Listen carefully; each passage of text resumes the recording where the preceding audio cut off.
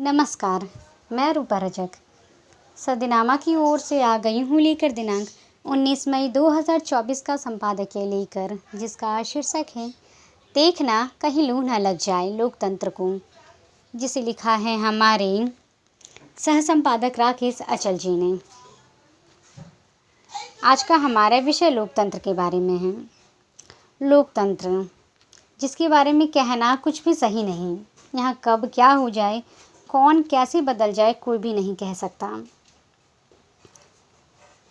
कभी कभी मुझे लगता है कि आज की गर्मी की तरह आज की राजनीति पर मैं भी सेनापति की तरह कुछ खास लिख पाता, लेकिन कहते हैं ना, ये मुँह और मशहूर की दाल है। मैं लोकतंत्र के नाम पर आजकल देश में बरस रही आग का वर्णन आखिर कैसे कर सकता हूँ। आज का हमारा विषय इस संबंध में है, और जानते हैं इस संबंध में आगे क्या कहते हैं हमारे संपादक महोदय। आज मैं अपनी बात कविराज सेनापति से करना चाहता हूँ। सेनापति ऋतु वर्णन के अद्भुत चितेरे रहे। आजकल देश के अधिकांश हिस्सों में जिस तरह गर्मी का प्रकोप है, उसे अनुभव करते हुए मुझे सेनापति बार बार याद आते हैं। वे लिखते हैं, वृष को तरनी तेज सहसु किरण करें, ज्वालन की जाल बिकराल बरसत हैं, तपती धरनी जग जरत धरनी झरनी सिरी, छाँ को पकड़ी पंथी पंछी बिरमत हैं, सेनापति नेक दोपहरी के ढरत होत, धमका विषम ज्यो न पात खरकत है, मेरी जान पौनो सीरी ठौर को पकड़ी कौनो, घरी एक बैठी कहूँ घामे बितरवत है।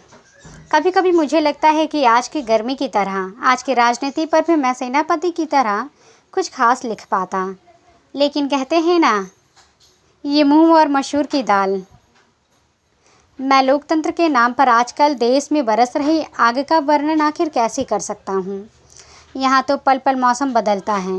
मौसम और हिंदुस्तानी नेताओं के बीच एक तरह की होड़ लगी हुई है बदलने को लेकर। इस बदलाव में सबसे आगे हमारे आदि गुरु माननीय प्रधानमंत्री श्री नरेंद्र दामोदर मोदी जी हैं।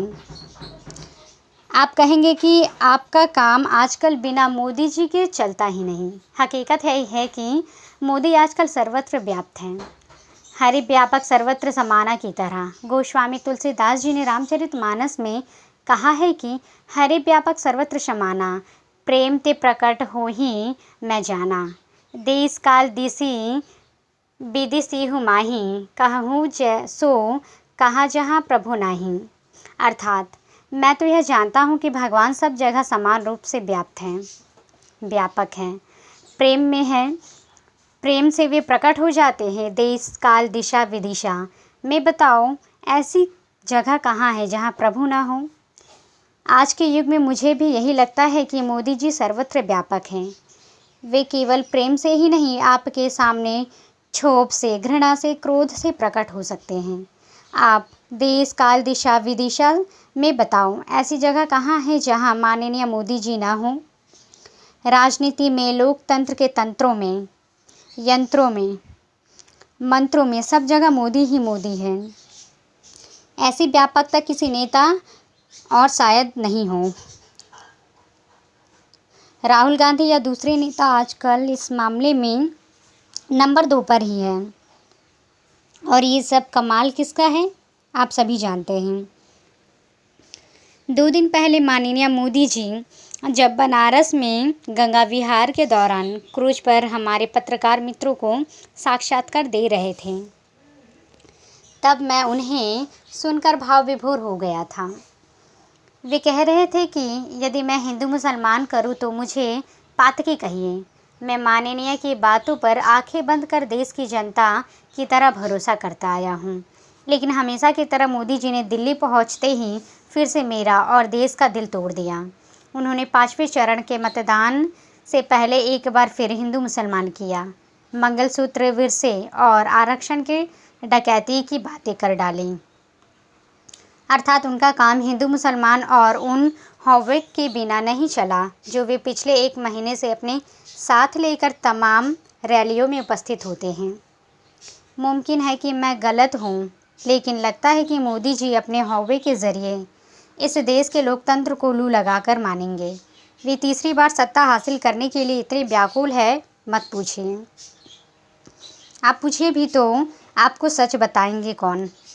किसी को मोदी के मन की बात पता नहीं, खुद मोदी जी को पता नहीं। वे कांग्रेस को मिटाने के लिए भाजपा और संघ के साथ साथ देश की तमाम रवायतों को मिटा देना चाहते हैं। भविष्य के गर्त में क्या है ये कोई नहीं जानता। महात्मा गांधी भी नहीं जानते थे। उन्होंने भी अपना जीवन उस देश के लिए न्यौछावर किया जिसमें हिंदू, मुसलमान, सिख और ईसाई ही नहीं बल्कि तमाम लोग शामिल थे।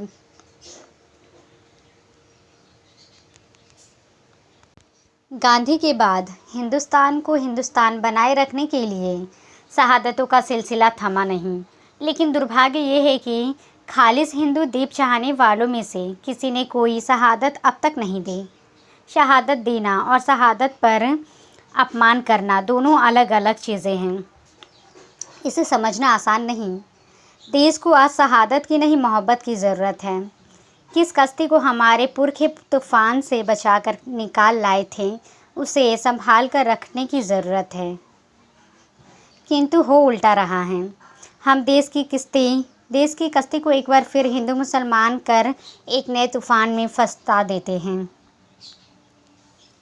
18वीं लोकसभा के लिए चलकर रहे मतदान के शेष 3 चरणों में आप अपने विवेक से सही फैसला कर इस कश्ती को तूफान से घिरे से बचा सकते हैं।